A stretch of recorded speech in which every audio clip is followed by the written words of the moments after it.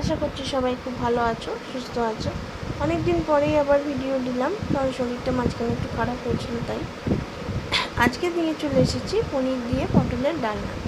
রেসিপিটা একদমই সহজ এবং ম্যাক্সিমাম বাড়িতেই হয়ে থাকে। দেখো, এখানে আমি 500 গ্রামের মতো পনির নিয়ে নিয়েছিলাম, আর পটলও 500 গ্রাম নিয়ে নিয়েছিলাম, আর আলু বড় সাইজের 4টে নিয়ে নিয়েছি, আর একটা মশলার পেস্ট নিয়েছিলাম, দেখিয়ে দিলাম, আদা, টমেটো, কাঁচা লঙ্কা একসাথে পেস্ট করে নিয়েছি। এবার সরষের তেল বেশ খানিকটা দিয়ে দিয়েছি, আগে একটু নুন দিয়ে দিয়েছি, কারণ পনিরগুলো যেহেতু ভেজে নেবো তাই পনির একটু জল ছিটবে, ওই জন্য আগে একটু নুন দিয়ে দিয়েছি। আর পনিরগুলোকে এবার হালকা করে ভেজে ভেজে তুলে নিচ্ছি। আমি কিন্তু পনির খুব লাল করে ভাজবো না, কারণ পনির বেশি লাল করে ভাজলে শক্ত হয়ে যায়, তাই একটু হালকা করে পনিরগুলো আমি ভেজে ভেজে তুলে নেব, যাতে পনিরটা সফটনেসটা থাকে।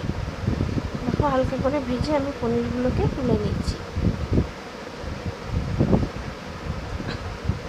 একে একে যতটা পেরেছি সব পনিরগুলোই একসাথে করে ভেজে তুলে একটা প্লেটের মধ্যে রেখে দিয়েছি। দেখো, সব পনিরগুলো ভাজা হয়ে গেছে, খুব বেশি কড়া পনির ভাজিনি। এবার ওই তেলের মধ্যে আমি প্রথমে আলুগুলোকে ভেজে তুলে নেব। আলুগুলোকে একটু নুন দিয়ে লাল লাল করে ভেজে তুলে নেব। পনির খেতে তোমরা কে কে ভালোবাসো অবশ্যই কমেন্ট করে জানিও। পনির কিন্তু কী বলবো, অনেকেই খেতে পছন্দ করে না, যেহেতু দুধ দিয়ে তৈরি হয়। আবার অনেকের বারণও থাকে দুধের কোনো জিনিস খাওয়া, সেক্ষেত্রে অনেকেই খেতে পারে না। কিন্তু পনিরটা কিন্তু খেতে বেশ ভালোই লাগে, বিশেষ করে নিরামিষের দিনে এরকম পনিরের তরকারি বা পনির দিয়ে কোনো সবজি হলে খেতে বেশ টেস্টি হয়। দেখো, সামান্য একটু নুন দিয়ে আলুটাকে লাল করে ভেজে নিচ্ছি। লাল লাল করে আলুটা ভেজে এরপরে আলুটাকে আমি তুলে নিয়েছি। এরপরে ওই তেলের মধ্যে সামান্য আরেকটু তেল দিয়ে পটলগুলোকে ভেজে নিচ্ছি। এবার পটলগুলোকে একটু লাল লাল করে পটলগুলো সুন্দর ভেজে নেব, কারণ পটলটা যত সুন্দর ভাজা হবে তরকারিটা পটল ভাজলে পরে যে গন্ধটা বেরোয় সেটা সেন্টটাও খুব ভালো হবে। পটলটা সুন্দর করে ভেজে এবার পটলগুলোকে আমি তুলে নিচ্ছি।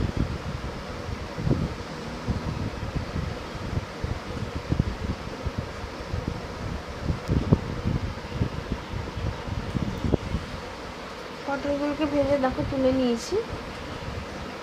তারপরে ওই তেলের মধ্যে জিরে ফোড়ন দিয়ে দিলাম, দিয়ে মশলার যে পেস্টটা বানিয়েছিলাম আদা, কাঁচা লঙ্কা, টমেটো, সেই পেস্টটা আমি ওর মধ্যে ঢেলে দিয়ে দিলাম। দিয়ে এবার খুব সুন্দর করে মশলাটাকে ভালো করে একটু কষিয়ে নিচ্ছি। একটু সামান্য নুন দিয়ে মশলাটাকে খুব ভালোভাবে কষিয়ে নিলাম। মশলাটাকে ভালো করে কষিয়ে নেওয়ার পরে সামান্য একটু হলুদ গুঁড়ো দিয়ে দিলাম, ওই ছোটো চামচের 1 চামচ মতো দিয়ে ভালো করে মশলাটাকে আবার একটু কষিয়ে নিচ্ছি।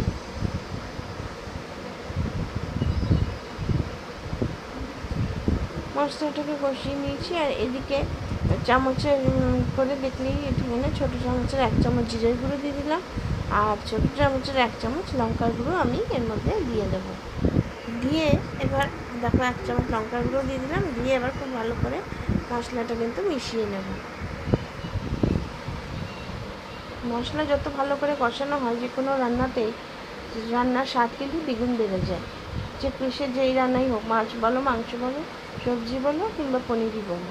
দেখো, মশলা থেকে তেল ছাড়তে শুরু করে দিয়েছি। এরপরে আমি সামান্য একটু চিনি দিয়ে দিলাম, এই 1/2 চামচের থেকে একটু কম চিনি দিয়ে মশলাটাকে আবার ভালো করে একটু কষিয়ে নিলাম।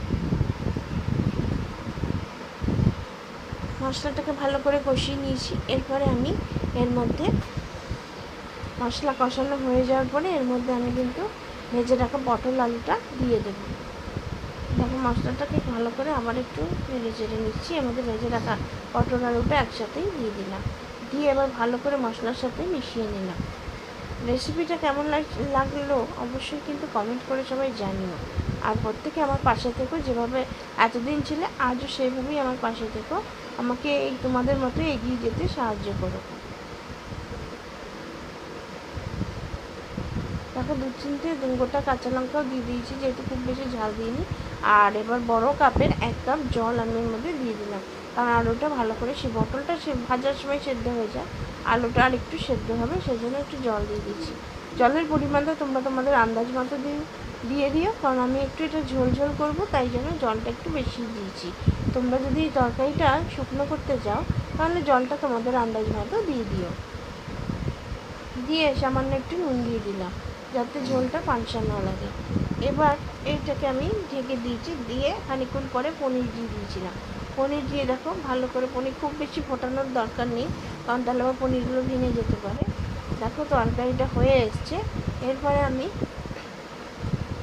দেখো তরকারিটা হয়ে এসছে, একটু দেখে নিলাম আলুটা সিদ্ধ হয়েছে কিনা। এরপরে আমি এর উপর থেকে একটু সামান্য গরম মশলা আর ঘি ছড়িয়ে দেবো, যেহেতু নিরামিষ তরকারি তাই ঘি গরম মশলা দিলে স্বাদটা আরও দ্বিগুণ হবে। দেখো সামান্য পরিমাণে একটুখানি গরম মশলা ছড়িয়ে দিলাম, আর ছড়িয়ে দেবো এরপরে ঘি। আমি একটু বেশি করে ঘিটা দিয়েছি, তোমরা তোমাদের পরিমাণ মতো কিন্তু ঘিটা দিও। দেখো এরপরে আমি ঘিটা দিয়ে দিলাম, দিয়ে এরপরে নামিয়ে আমি পরিবেশন করবো আজকের রেসিপি পনির দিয়ে পটলের ডালনা। রেসিপিটা কেমন লাগলো অবশ্যই কমেন্ট করে জানিও। ভালো লাগলে আমার চ্যানেলটিকে লাইক, শেয়ার আর সাবস্ক্রাইব করতে ভুলো না। পাশে থাকা বেল আইকনটা অবশ্যই প্রেস করুন নিত্য নতুন ভিডিও আপডেট পাওয়ার জন্য। ভিডিওটা আজ এখানেই শেষ করছি, আবার চলে আসবো অন্য কোনো ভিডিও নিয়ে তোমাদের সাথে আড্ডা দিতে।